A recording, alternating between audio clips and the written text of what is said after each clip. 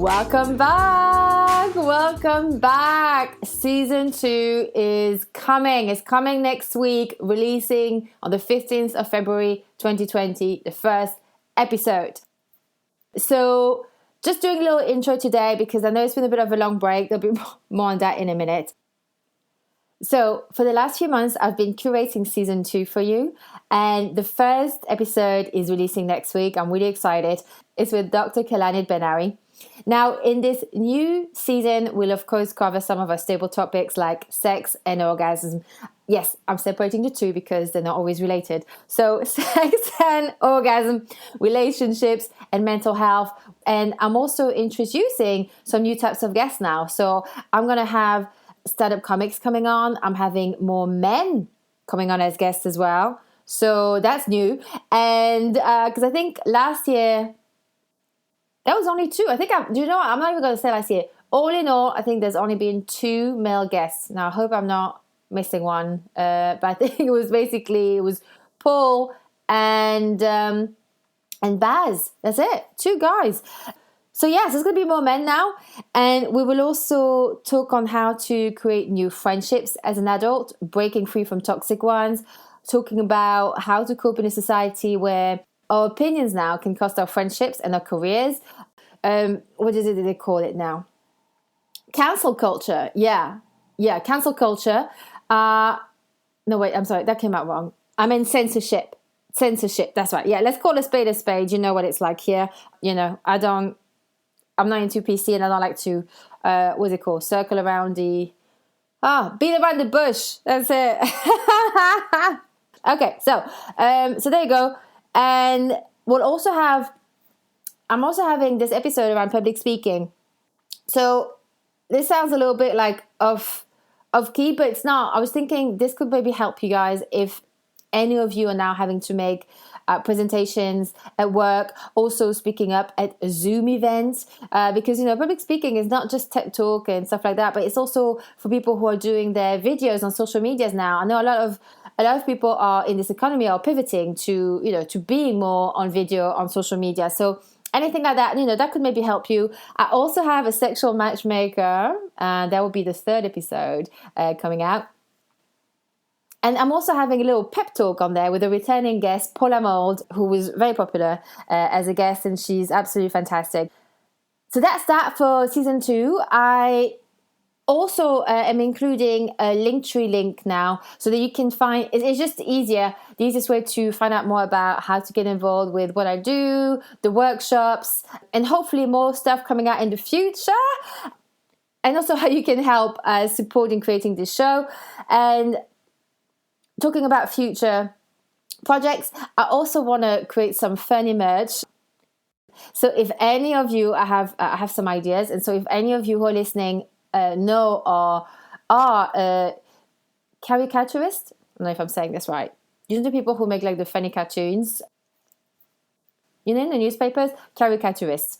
I don't know if that's how you say it. Anyway, but please, if it's you or if you know someone that's like awesome at it, please get in touch so we can talk about working on it together.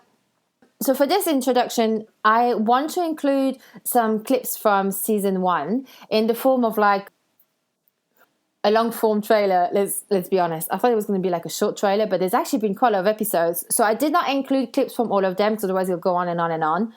But I've included clips that I feel that are still really relevant and useful today. So whether you're struggling in lockdown alone, or if you're in a couple or living with family and you're just struggling, whether you're in isolation with them or you're just struggling with them in general, there are also some episodes which are really good if you're looking for a new direction, which of course, is episodes like with Paula Mold, Bridget Chambers, that kind of stuff. But I'll include those clips, and what I'll do is I'll include the episode numbers in the order of which they appear in this trailer, okay? And of course, there'll be like sex stuff too in that trailer because obviously there was quite a few episodes covering sex. So, yay! Listen, if I'm not having it, I might as well be talking about it. Okay, so that's it. So I'm going to leave a little trailer after I finish talking. So in terms of this break, I am going to try and be brief as to what happened. Some of it is good. Some of it is hard. because is it ever bad if you learn from your experiences? Anyway, so also I want to premise this, that I do know that for many, 2020 has been a way tougher year for them than what's been going on for me. So, I want to be sensitive to that. I'm not out here saying, oh my God. I'm not at all. And so for many of you, some of what I'm about to say will seem like absolutely nothing. And I'm okay with that. So also the reason why I'm telling you this now is because you will hear me mention this in some of the episodes. I'll cover some of the stuff that's been going on. And the reason why I created episodes around those themes was obviously in the hope to find answers, but then publishing them, because some of those episodes really helped me. And so if they help me, and if you've gone through the same, then hopefully it's going to help you too. I don't know if it will, but that's my hope. Okay, so now to the reason for that long break.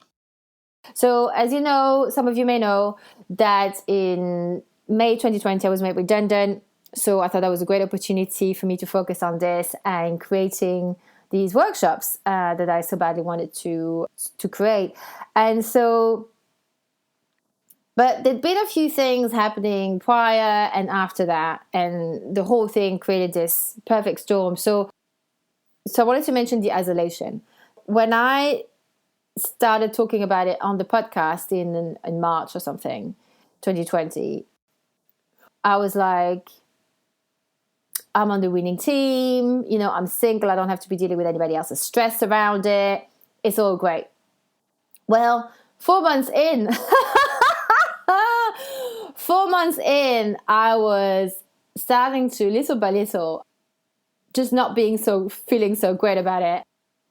It ended up several months, so after 4 months, it was starting to get hard. And then August, I started to really touch a bit of rock bottom, because I think it wasn't the isolation alone, but before being made redundant, I'd spoken with my biological father for the first time ever at the age of 41. So yes, I'm very grateful. I never thought it would happen, but it was a bit of this. It was odd. I may do a whole episode actually one day on absent fathers and looking for fathers. Basically, he is someone that I always knew who he was, but he was a hard fella to find. So he's Algerian. He's based in Algeria, and from my mid-20s to mid-30s, so for 10 years, I actively looked for him.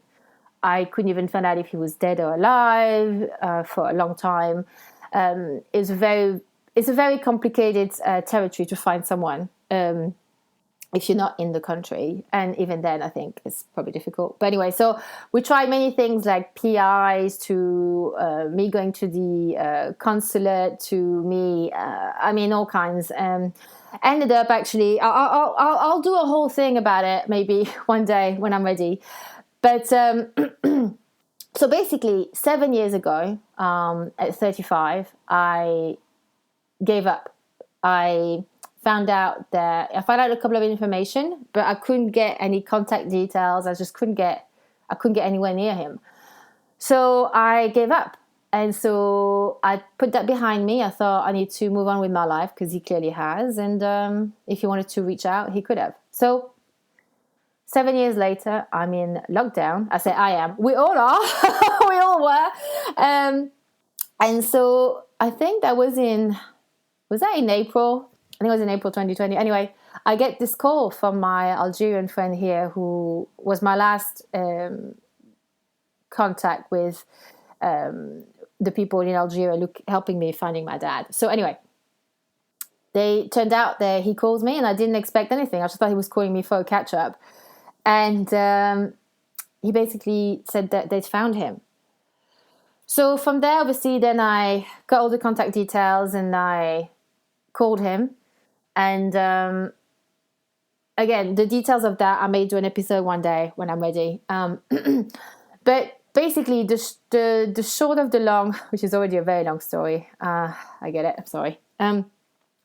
but basically, we are not in contact now. We spoke a few times for about a couple of months. We spoke, and anyway, so I am not part of his life. I am his big old secret. But on the upside, and there's loads of things in between all of that. But on the upside, I have siblings. And so I know that he won't be the one facilitating. I have no real details at all about them. No names, nothing. So anyway, but there's some really great stuff that's come out of it for me to, certain closures. And then there's been things that's been a bit hard. So yeah, so that kind of like was, but by the way, I've had friends who said, don't you want to meet your grandma? Don't you want to meet your siblings? I'm like, yes, of course I do. Of course I do. I would love to very much. I've always wanted to have siblings. So that's like a dream come true for me. But I just don't have the energy to give into, to go into this anymore. Like I need to sort of refill my cup.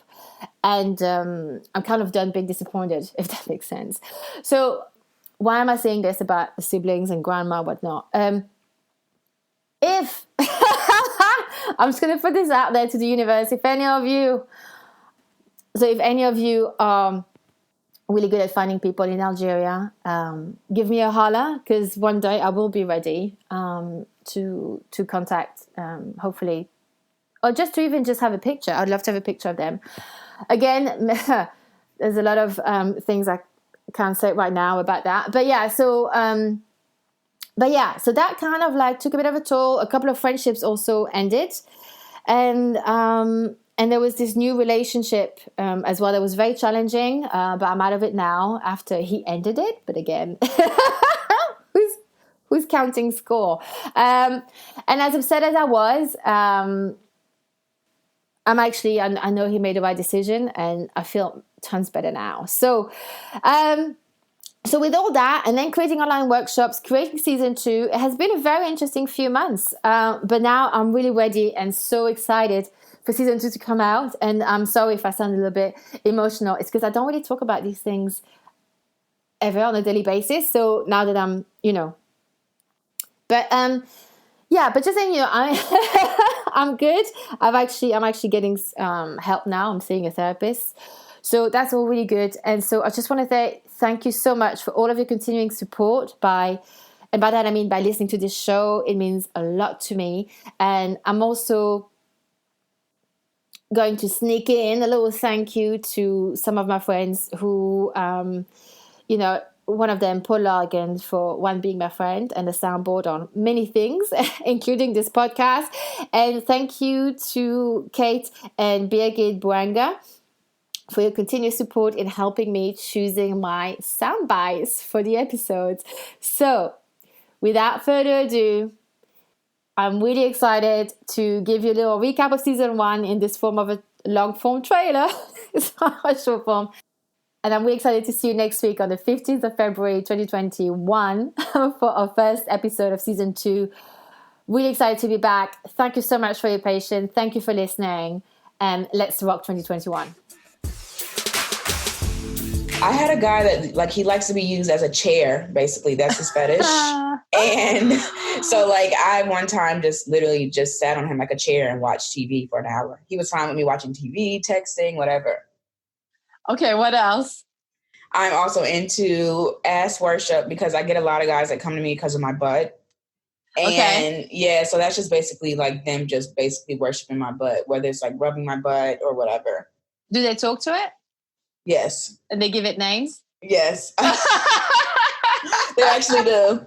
And then I also specialize in the popular BDSM kinks, wax play, that's candle wax. Mm-hmm. Rope play, that's tying them up with rope.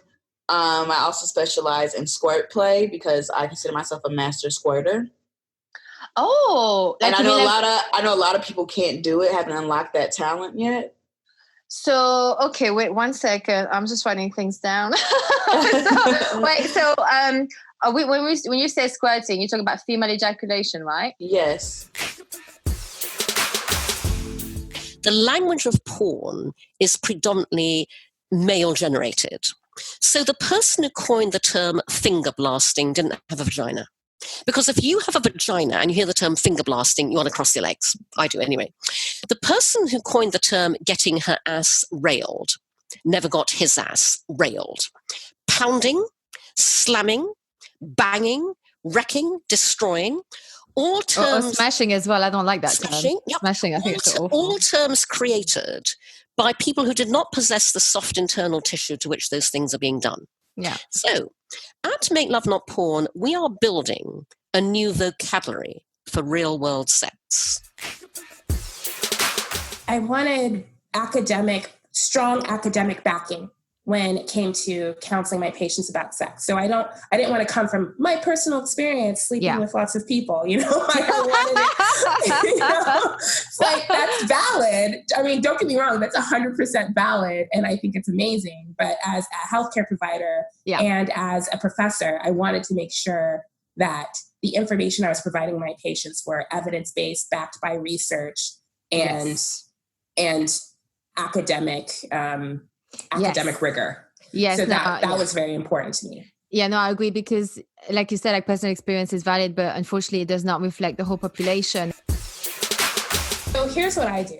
And I hear you. So here's what I do. In those situations, I say, you know what, baby, it feels so good when you do this.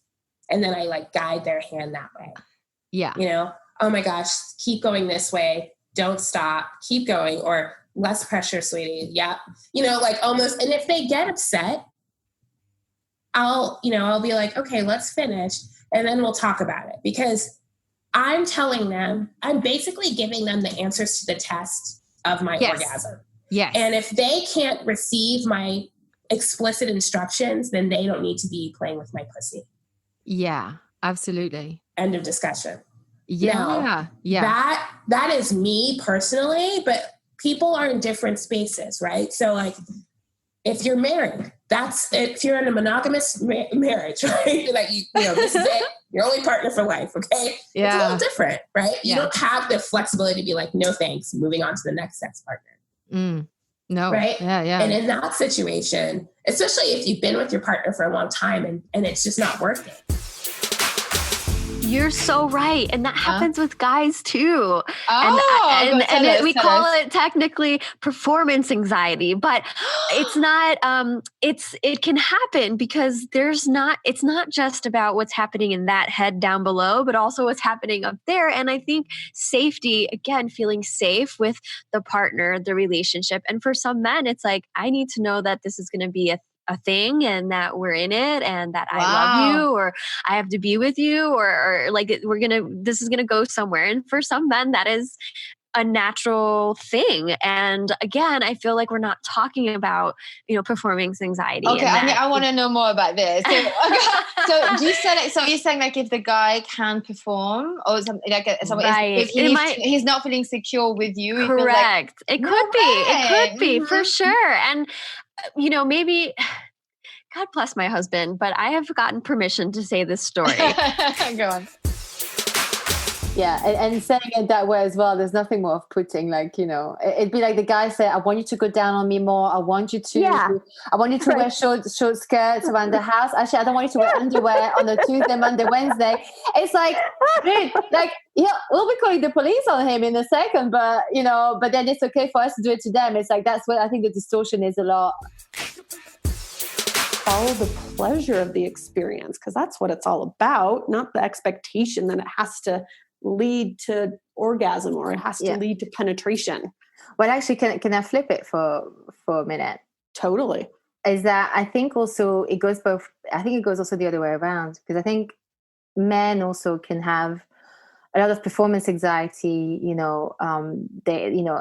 like there has to be almost like a result. Like if it's almost like if they don't ejaculate, she thinks that maybe I didn't enjoy it, or that sometimes also some men also just crave a bit more of that physical intimacy or just a hug and not having to feel like they just have to be this hard dick all the time, because there's a lot of pressure for them too on the media. And I think, because I'm trying to think, if I was a guy and if my arousal was so visible, right? Yeah. Meaning that when I wasn't really aroused, it'd be that visible too. I think I'd be really self-conscious as well. Right. And it was so complicated because I grew up thinking that everybody was born evil and God had to make you good. And so my body was evil. And so the thought of like treating my body well or taking up space in the world just didn't seem like something I deserved. Wow. Yeah. Wow. Is that so I guess that anyone who wasn't baptized was considered evil. Yeah, anyone who didn't believe and who wasn't baptized, was evil. Well, you're being asked to trust a God as they see fit in presenting him that is a monster. I mean, you know, and very scary dude. You know, you're told he's loving, but, you know, he's going to throw you in hell if you accidentally believe the wrong thing. And he's burning all these people for all eternity. And he's an angry, wrathful, vengeful God. And he doesn't really care about your happiness, even though he loves you. You know, it's PMS all the time. Yeah, exactly. When we have intense attraction for one another, and these two started off with very intense attraction for each other, the stronger the attraction and the chemistry often is indicating that the more deeply our wounds have connected and will be coming out. Right? Like when people say, like whenever I have them tell their stories and it was such a like intense experience, I'm like, here we go. Yeah. Like it's just a matter of time that the craziness is going to come out, because the more on the superficial level we feel desire and attraction for, the more our wounds have pulled each other together and are going to be coming out very soon. But when they come out, our wounds are not coming out to try to destroy each other or us. They're coming out because they're giving us an opportunity to heal that. Is that what you're talking about? Like, because you weren't saying like she says yesterday he leaves, he bounces. You were saying he goes away in his cave, needs to be thinking about it. And then he makes his own mind. It sounds a bit like a child who needs to go and say, wait, no, it was my ID first.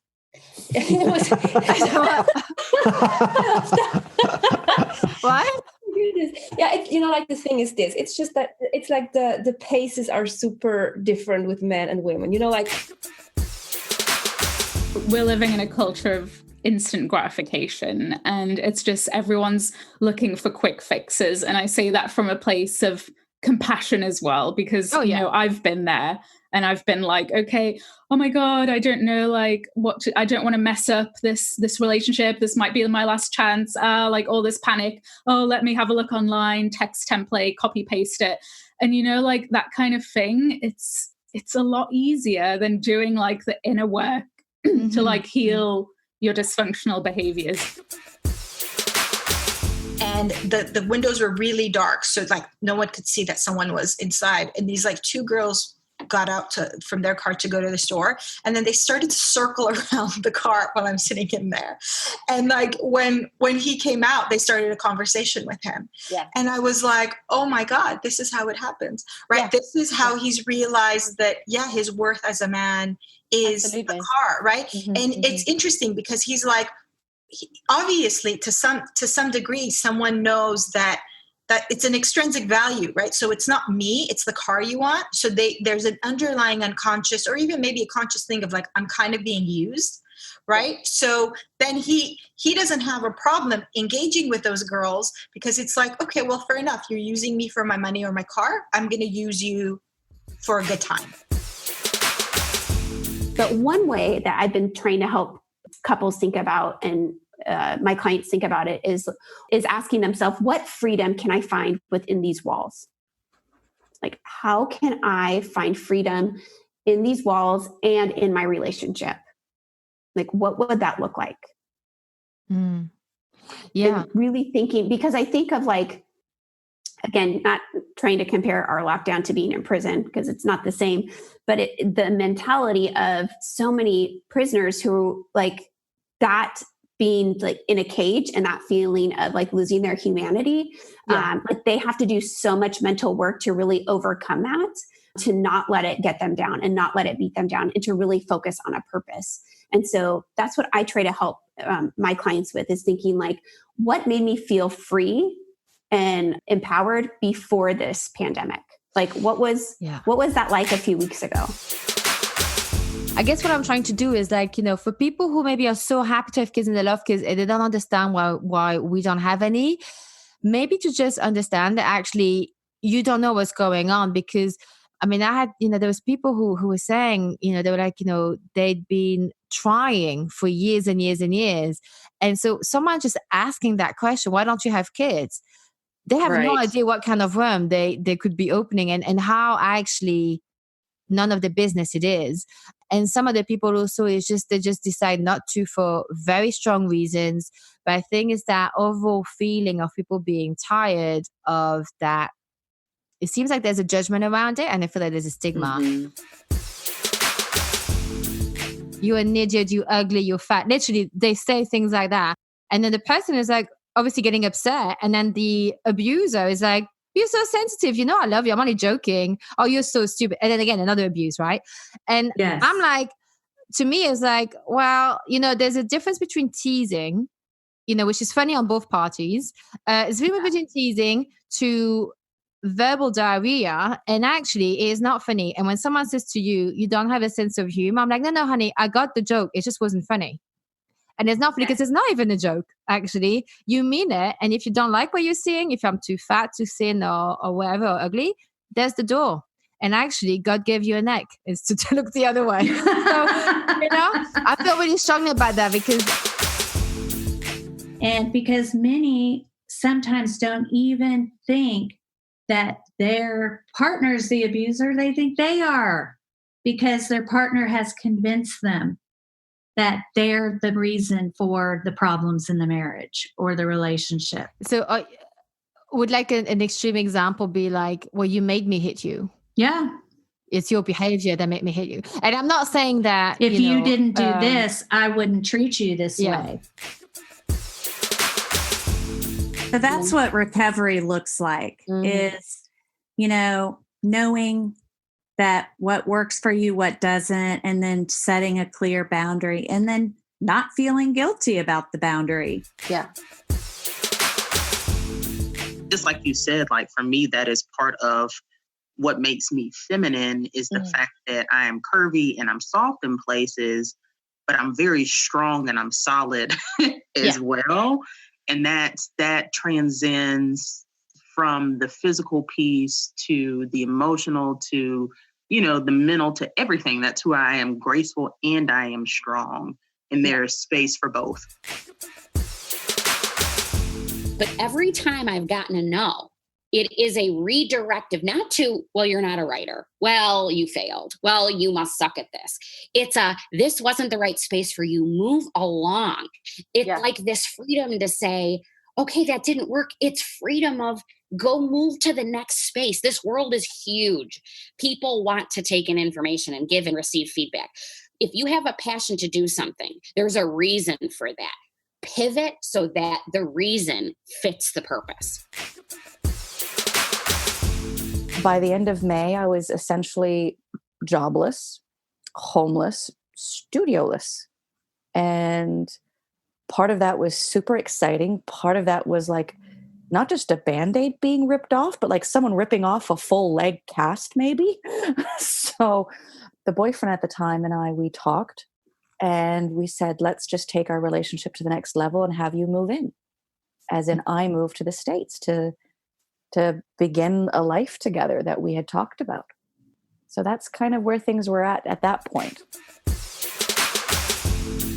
For 2 years, I was refusing help. And then when it got very out of control in college, he's the one that said to me, Jordan, at this point, you're choosing to live like this. Wow. And and it was, it's good. Mm-hmm. Right. And it really hit home with me. So we went through that very dramatic stage at a very young part of our lives together. And he still was very patient with me. And I think that's all he had to do. He's never offered me solutions. He's never tried to change me. When things are bad, he just sits next to me and waits them out. And I think that's the best partner for me when it comes to my mental illness, because I need to figure it out, but I need someone that isn't judging me because of it. one of my boyfriends used to say, Colette, you're hot and then you're cold. I never know what to do with you. Well, when somebody says something like that, you know, and potentially again and again, we don't want to be a burden. We don't want to be, you know, an asshole. Burden is the absolute word. That's the word. Yeah. Absolute. And I always admire people who say that they can always reach out when they need help because they don't think they're a burden. I'm like, wow, do you understand how lucky you are?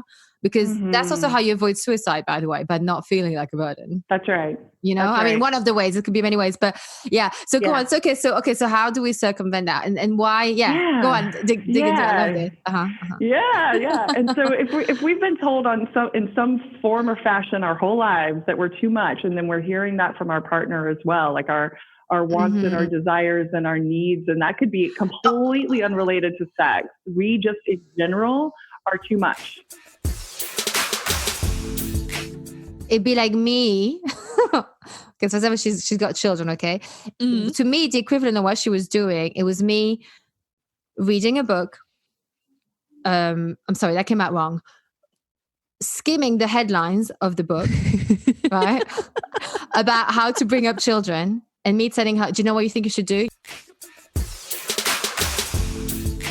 You know, and that is actually the flip side of the internet, because one, is good that we're staying connected to each other. We're not fully isolated, which helps to appease us. But then on the other side, like the bad side of it, is that this overflow of information, overflow of people's anxieties, unfiltered, undiscerned, scaring tactics from the media, and much, much more, makes us also more anxious, right? So it's like, oh, how do we manage all of that? But I think the desire for information, that compulsion that a lot of us are feeling to look at the news and check the headlines and see what's going on, I think all of that is just a desire to try and create a bit more certainty. That belief that if we just know enough, we can figure this out. You know, we can figure out what this means, how long it's going to be. But because there's so much out there and it's all contradicting, it's not doing the job. Information is supposed to help us learn and understand something, and it's just having almost a counter effect. It's the actual thinking about that's causing the problem. I mean, you could have the most upsetting day. Yeah.